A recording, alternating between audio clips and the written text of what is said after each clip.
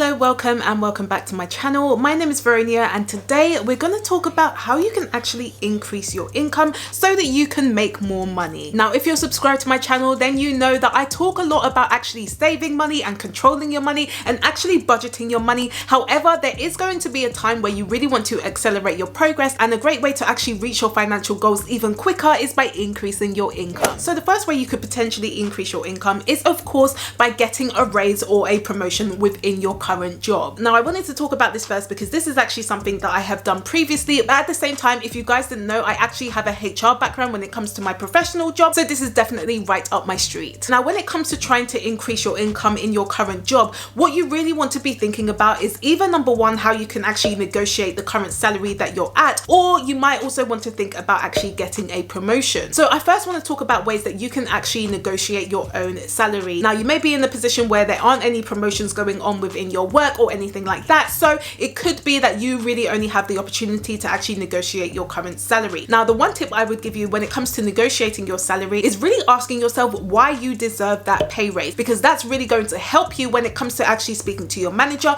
about actually potentially getting a pay raise. So for example, you probably will want some type of proof. So have you really been doing some stretching projects in the past and you've actually really excelled at that, or have you been really working well with your stakeholders or performing really well in your role? What you really want to be doing is documenting every single thing that you have been doing, because you are going to need that proof when it comes to actually asking for that pay rise. Now, if you haven't really had the chance to excel in your role, you might want to think about actually asking for those stretching projects so that you can actually show your ability and show that you can do the job well. And the reason why I say that is because yes, I used to work in HR, but I also used to work in talent development as well. And I will tell you that your employers probably will have a talent pool of people where they think about, you know, their next rising stars. They think about like succession plans. So they're really going to be thinking about, okay, who's going to be the next senior leader, for example, who's likely to take that job, and how can we progress them so that they're ready to take that job, just in case that senior manager may end up leaving for some reason. And you will be surprised at the people they will look at. So I'm not even just talking about people that are maybe ready to actually take that role within the next 6 months. I'm talking about people that may be ready within the next 2 years or even longer than that. So you really want to be thinking about how you can actually start getting yourself involved in some of these stretching projects so that by the time they do start to have these talent reviews, your name is going to be right up there. Now, one of the things I would say is really don't always expect your manager to be giving you those stretching roles or responsibilities. So if you find that you're not really given anything and you're just given tasks that are probably just fine for your role and that's it, then I would probably start asking questions and actually just having the conversation, maybe, you know, during your one-to-ones, for example, and actually saying that I would really like to have more responsibility. Are there any other projects or work that I can actually take part in so that I can actually show my skills and ability? And again, the reason why I say that is because you will then start to show your initiative, and people will then start to see that actually this person really wants to get involved in their work. They really want to get involved in their projects. And the reason why you're doing that is because you want to be able to show that you can do the work well, you are talented as well. And so what your employer will then start to think is actually this person is really talented and they've got a lot of potential. What can we do to make sure that they actually stay in the organization and don't leave? And that's when you can start thinking about actually negotiating for a pay rise. The other tip I would give is constantly asking for feedback. And I mean asking for feedback all the time.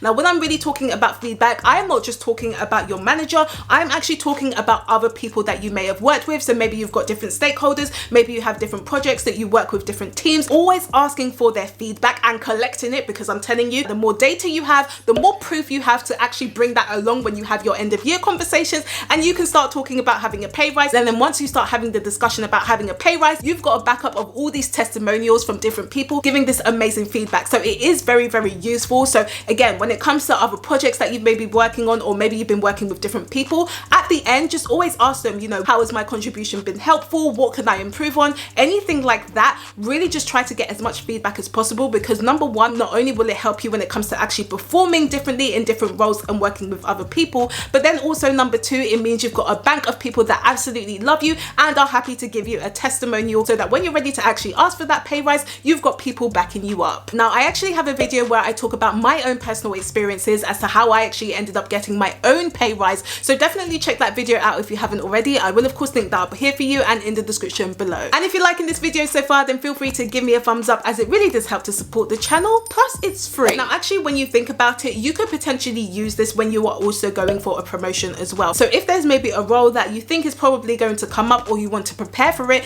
that's when you want to start taking on different projects projects or maybe different work, so that you can actually start applying yourself, and so that people can see actually you really know what you're doing, or that you have the potential to really perform successfully in that role. And then the other thing that I would mention is actually when it comes to things like your performance reviews, maybe you're having a one-to-one with your manager, really ask them, what do you need to improve for you to actually get that pay rise or the promotion? Because what you will find is that a lot of managers may give you some itty bitty feedback and it's not enough. But what you really want to understand is if you perform well in this certain task, or if you're able to actually gain this specific skill, is that going to get you a pay rise? And almost have that direct conversation with your manager, so that you actually understand, okay, by this time next year, if I have completed these things, or if I now have the skill to progress, am I now going to get a pay rise? And the one thing I would say is make sure that is written down, because the last thing you want to do is have the conversation next year where you say that, oh, you know, you told me if I do this, I would basically get a pay rise, and then they don't even remember what you said. So make sure that it is written down, whether it's on an email or something, to make sure that this time within the next 6 months or maybe a year, you already know exactly what you're working towards, so that you can get that pay rise or promotion. So the next thing I want to talk about when it comes to increasing your income so that you can make more money is actually to think about moving employers to get another job, or actually even changing teams. So what I would definitely say is, if your current employer is not giving you what you want and they're not actually paying you what you think you deserve, then definitely think about actually moving employers, but also thinking about being quite competitive when it comes to your own pay as well, particularly if you're trying to negotiate your salary if you have been offered a job. Now, from a personal finance perspective, the one thing I would say is to not always just think about the pay. You really want to think about the benefits as well, because if there's an employer that's maybe paying you 50 grand, but then there's another employer that's paying you 45 grand, but then their pension contributions are literally top notch, you might actually find that going with that second company is going to be beneficial in the long run. So really what you want to be thinking about is, of course, the pay, but then also what other benefits will that company also be offering to actually make sure that that's going to be a great package for you overall. Now, you may have heard of the term the Great Resignation, where there has been a lot of people actually really changing their roles and really thinking about what they actually want when it comes to their work, and starting to change employers. So that basically means that there is essentially a war for talent, and employers are basically scrambling for employees to come and work for them. So what I would be saying is, at this point in time that I'm recording this, it is basically an employee market. So guys, take advantage. If you are looking for another job, then make sure it's something where you know it's going to be right for you, but then it's also competitive as well. So when it comes to actually negotiating your salary, make sure you're negotiating that well, because again, employers are really seeking out employees, particularly those who have got certain skills, or those who are actually considered great talent. So again, make sure you use that to your advantage. So the next way you could potentially increase your income and actually make more money is actually starting a side hustle or your own business. So this is something that I am currently doing. So yes, I did end up getting the pay rise from my current job, but then also I've actually been building my own business. So you could potentially think about starting something on the side. So maybe you commit maybe an hour a day towards actually working on your side hustle, or maybe you actually feel that creating a full-on business might be perfect for you. Now, the reason why this could really be a good option for you is particularly when you're thinking about things like online businesses, there is the opportunity to actually end up making quite a lot of money,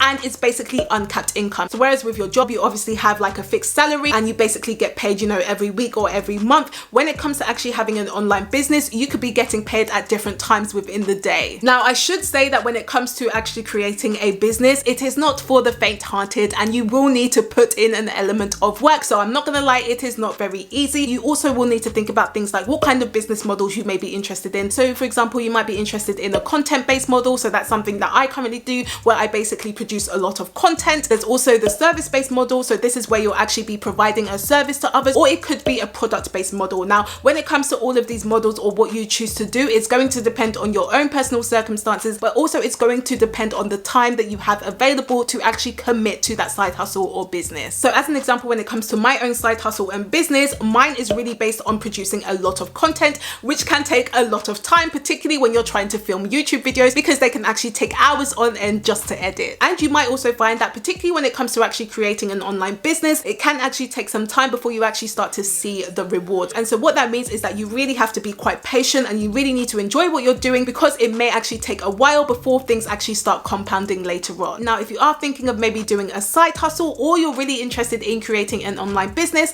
then I would consider maybe joining like a membership platform. So for example, I am part of something called Financial Joy Academy, and this is really helpful, where you actually have a community of people who are also trying to think about building their own businesses, or actually creating a side hustle as well, along with their full-time job. well. Now that's actually run by Ken and Mary of The Humble Penny, so if you haven't actually watched them on YouTube, then definitely check them out. But essentially the membership also includes things like group coaching calls and courses as well to really guide you into thinking about what business or side hustle you might want. So definitely check that out if you haven't already. I will of course leave a link in the description below for you. But essentially, if you are thinking about creating a side hustle or business, just know that you're probably going to have to put in an element of work. So if after work all you want to do is actually just sit and watch Netflix all day and you don't want to work on the weekends either, then this probably isn't for you. But whichever route you take, whether it's actually getting a raise or promotion in your current work, or it's finding another job, or it's even creating your side hustle or business, just make sure that you're really intentional and you know exactly why you're doing it, because you really don't want to be increasing your income for no reason and then end up spending the extra money you have on more liabilities that's basically costing you money rather than making you more money. So again, yes, it's great that you want to increase that income, but what you also want to be thinking about is why you want to increase that income. Is it so that you can reach your goals of financial independence? Is it so that you can pay off your debt? Whatever reason you have, just make sure it is intentional. So if you did like this video, then please do give me a thumbs up if you haven't already, and let me know in the comments, are you planning to increase your income anytime soon? I do post every Tuesday and Friday, so if you would like to know more, then of course you can subscribe to my channel, and I will see you guys on Tuesday.